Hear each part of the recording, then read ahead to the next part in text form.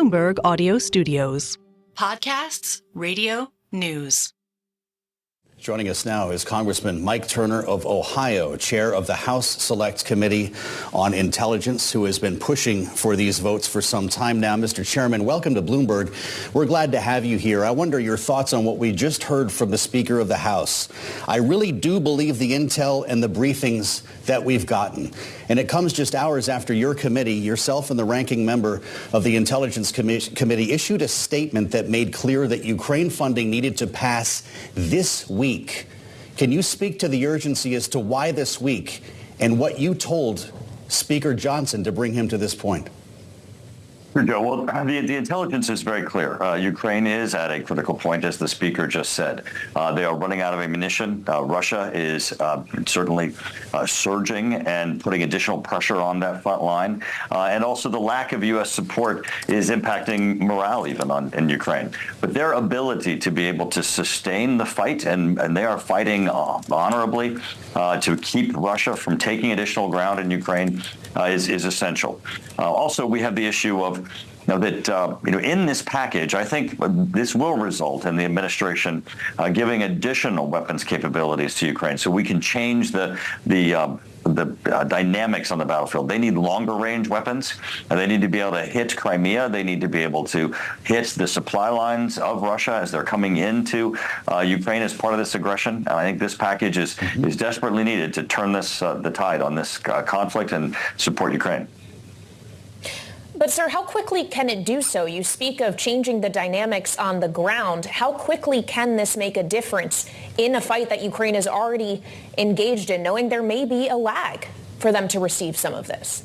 Right. So, I've asked this question both to our Department of Defense. We had the U.S. ambassador from Ukraine, the U.S. ambassador to Ukraine that was here with us today. All of them report that we are poised to be able to get this aid to them immediately. So if this package passes, and I think it will overwhelmingly this Saturday, the United States is poised to make certain that the ammunition is in the hands of the Ukrainians and that they're able to take it directly to the fight with Russia.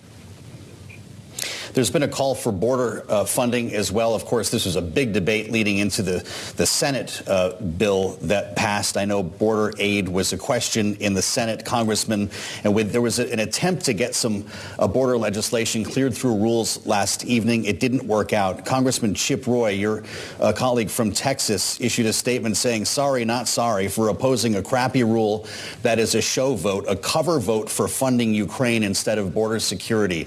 The refrain we've been hearing from the Republican conference is protect our own border before we do so our allies. Will there be a border peace that comes along with this legislation this weekend? The House has already passed H.R. 2 that would effectively complete the border wall and close the border, and at the same time hold accountable the administration for what they've created in this open border situation where over 8 million people. It didn't get a single Democratic vote, though, Mr. Chairman. Will it be attached to this package again for another look? We'll have to see what the final package is that comes off the House floor Saturday. But currently, it is not expected to be attached to the Ukrainian funding, the Israeli funding, and the funding for Southeast Asia. But this bill is sitting over in the Senate, and it is a bill that needs to pass. Overwhelmingly, the American public are just disgusted and just shocked that the administration is not doing anything to protect what is the environment, the threat environment that we have in the country as a result of these 8 million people who walked across the border. The FBI director has repeatedly said that we're at the highest threat level currently for a terrorist attack in this country as a result of the open border. The Biden administration needs to take action, and certainly this House has with H.R. 2, and the Senate should take up that bill immediately. Well, Mr. Chairman, as you rightly point out, it's not just aid for Israel and Ukraine and Taiwan that are included. There are other elements as well. But on the subject of Israel, of course, we are still waiting to see what the response from Israel might be to the Iranian attack over this past weekend, which, of course, the U.S., together with others like the U.K., did intercept the vast majority of what was sent Israel's way. Knowing that that attack largely was unsuccessful, what would be a proportionate response from Israel? Is it possible in your mind, sir, that Israel could go too far? We'll leave up to Israel what their response should be. But first off, let's put this in perspective. Unfortunately, this administration believes that if you use missile defense to thwart an attack, that the attack didn't happen. The attack did happen. Iran attacked Israel directly from its soil with over 300 drones and missiles. Previously, though, Iran has been continuously attacking Israel through Hamas, Hezbollah, and of course through the Houthis have been even attacking our commercial shipping lanes. They train them, they equip and provide them weapons to these groups and terrorist organizations. Of course, Hamas perpetrating the October 7th attack on Israel. So Iran already has been attacking Israel. This is the first time that it was direct, and certainly I don't think that just because missile defense is effective that Iran or the United States should look the other way.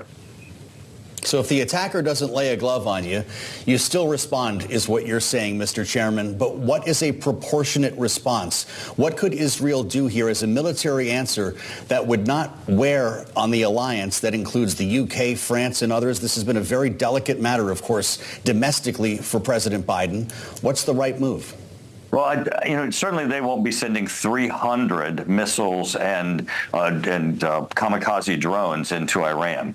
So I think if you're asking for what is a proportionate issue, I think certainly Israel's not going to be responding at the same level that Iran did. Iran sent a lethal force toward Israel, and just because we have invested with them, we've co-developed their missile defense, and of course we aided, as you widely reported, Joe. The UK was part of that umbrella that gave missile defense its ability to take down these missiles. But this was a serious threat and attack by Iran, and it should be viewed as such.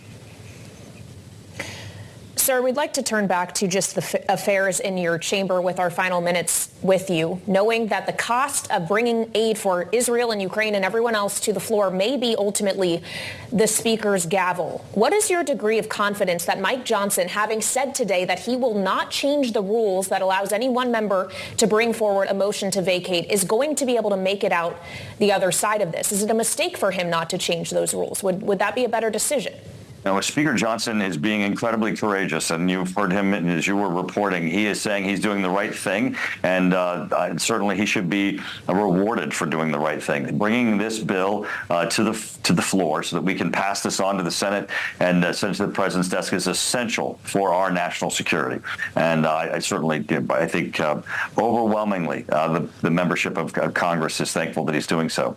Now, I don't think that the small band of the Chaos Caucus, those who want to remove Johnson, have the votes on the Democrat side to be able to remove him. You have to remember that the small group that removed Kevin McCarthy could only do so with the support of the Democrats on the floor. And I think this time that if they go to the floor, they're going to stand alone.